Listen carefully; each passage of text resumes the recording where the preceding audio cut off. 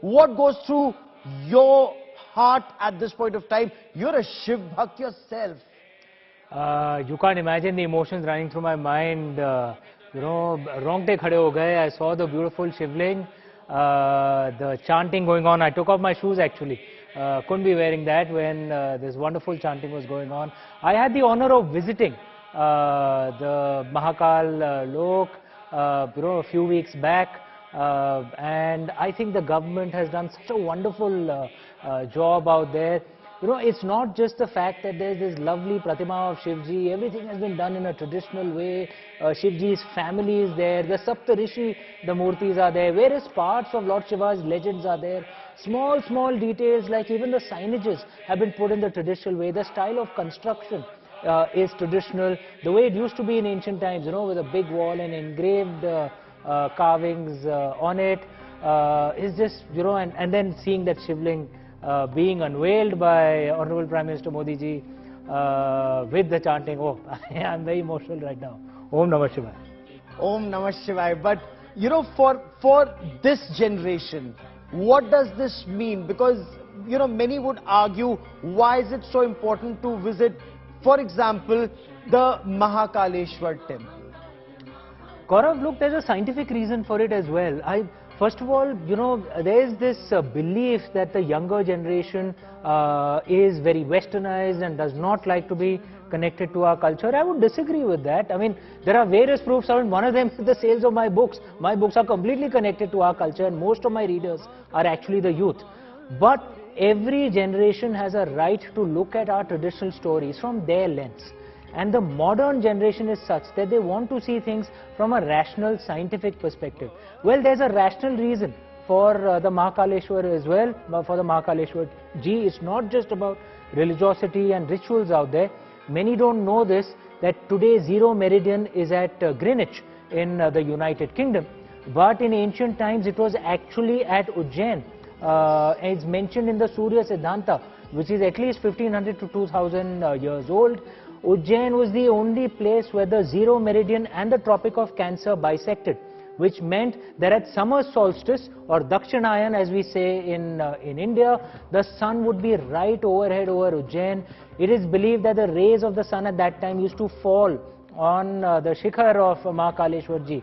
So even till today, you know, the Indian calendar that we have, the Kal Nirnay, is based on Ujjain as the zero meridian. So there is a scientific basis. Ujjain in those days was called Avanti. Scientists, you know, our ancient rishis weren't just religious people, they were also scientists. They used to gather at Ujjain, from Bhaskaracharya ji to Brahmagupta ji to various others. They would gather out there. Mathematics, astronomy, our greatest texts, scientific mathematical texts were discussed, debated and written in those areas. So you know, what I would hope is with the revival at Mahakal Lok, this is not just a religious occasion, this is also a civilizational and scientific occasion. In fact, that's the point I was coming to.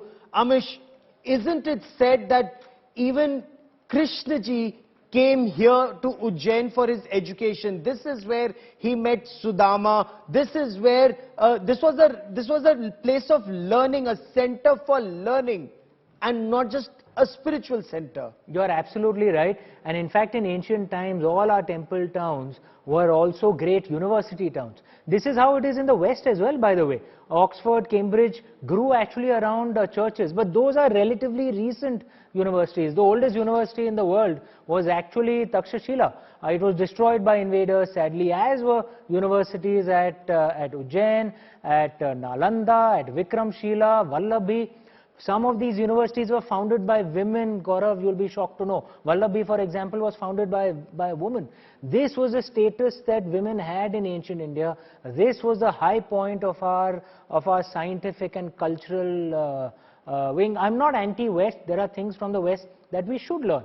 It has been the most successful culture of the last 400, 500 years. But there are many wonderful things in our past as well. Can we revive them? Can we revive that scientific questioning spirit, but not lose the religious spirit? Our ancestors could marry the two. You don't have to pick religiosity or a scientific attitude. You could have both. And you know, since you've been here, since you've seen the corridor that Prime Minister Narendra Modi is seeing right now, it begins with the Nandi Dwar, the Pinaki Dwar, goes to the Saptrishis, and the concept of Guru Shishya Parampara, Adi Guru Shivji and the Saptrishis, his first disciples, Amish. Absolutely, and you know, among the things is that we had separate Saptarishis for each Manvantar. If I'm not mistaken, this is the Saptarishis that have been shown there are for our Manvantar. So detailing has been done to that level in Mahakal Lok. I'm very impressed by the work that has been done. You know, beautiful architecture, beautiful sculptures. One of the good things that will also happen with temple projects like this is many of the dying arts will actually get revived, right? Because many of the sculptors of various art forms that were built around our temples, where they had no sustenance because new temples weren't being built on this scale, you know, and now it is being done, so which is a very good thing. I'm delighted to see this. What does this mean to those who would say that why should the government be doing this? Why should the Prime Minister be involved in this in a secular state? I have heard this, Gaurav, but among the things that we should know, that the only religion whose worship places can be legally taken over by the government in India, the national or the state government, is actually the religion of Hinduism. This is a British era law. At that time, of course, you know, there were biases against us idol worshippers. So a law was brought in only on Hindu temples. Regrettably, post-independence, that law continued. So the government, national or state, legally cannot take over Muslim mosques or Christian churches or Sikh gurudwaras, but they can legally take over temples, appropriate their property. Many of your viewers will be shocked to know that the donations they give to a temple will not necessarily go to the temple. It could go to the government, and there are some state governments which fund their deficits from temple donations. How fair is that? So you think that should stop? You think Hindu temple funds should only be used for Hindus? Gaurav, the point I'm making in this scenario is that the government is not spending taxpayer money to revive these temples. They are only returning a small portion of the money that the government has already taken from temples over the last 75 years. So there's not taxpayer money being funded, there's actually temple money, small portion of it being reinvested back where it should be. You know, and our ancient temples, it was not just about the beauty of the temples. We had schools out there, free schools for you know, for students in that area. The temple would have annadan. The temple would have ponds, which were in some ways flood control measures as well. Many of these things should be revived. And this is, I'll repeat once again, there's not taxpayer money being used out here. This is old temple money which has already been taken by the national and the state governments over 75 years. Small portion of it being reinvested back.